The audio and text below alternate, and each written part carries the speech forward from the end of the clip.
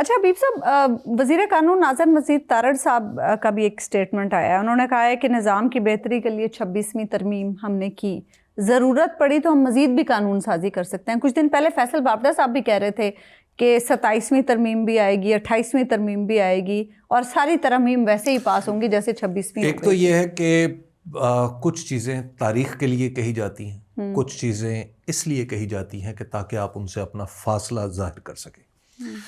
اعظم نذیر تارڑ صاحب نے جو یہ کہا ہے کہ یہ نظام کی بہتری کے لیے تھی، تو میں اس پہ انا للہ و انا الیہ راجعون پڑھوں گا. 26ویں ترمیم خالصتاً آمرانہ مقاصد کو فروغ دینے کے لیے کی گئی تھی. اس نے دستور کے اندر جو دستور سازوں نے کلیے، قاعدے اور اصول بیان کیے تھے ان کی نفی کر دی ہے. عدالتی خود مختاری کو مکمل طور پر برباد کر کے رکھ دیا ہے. اس آئینی ترمیم نے 1973 کے آئین کی نہ صرف روح نکال دی ہے بلکہ اس کا جسم بھی خراب کر دیا ہے. تو لہٰذا اس بات سے اظہار برات بہت ضروری ہے.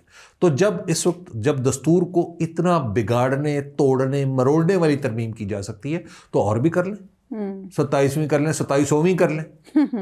جب مقاصد اتنے ادنا ہوں کہ جس کی وجہ سے صرف ایک شخص کا راستہ روکنا مقصود ہو تو اس آئین کا کیا ہے؟ پھر اس آئین کو کیا کہیں گے آپ؟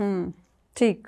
تو لہٰذا یہ بالکل بات غلط ہے کہ اس میں اسٹرکچر کہ اس کو درست کرنے کی کوشش کی گئی تھی یا اس کو ریفارم کرنے کی کوشش کی تھی. بالکل ریفارم کرنے کی کوشش نہیں کی گئی تھی، سوچ سمجھ کے اس دستور کو تباہ کرنے کی کوشش کی گئی تھی.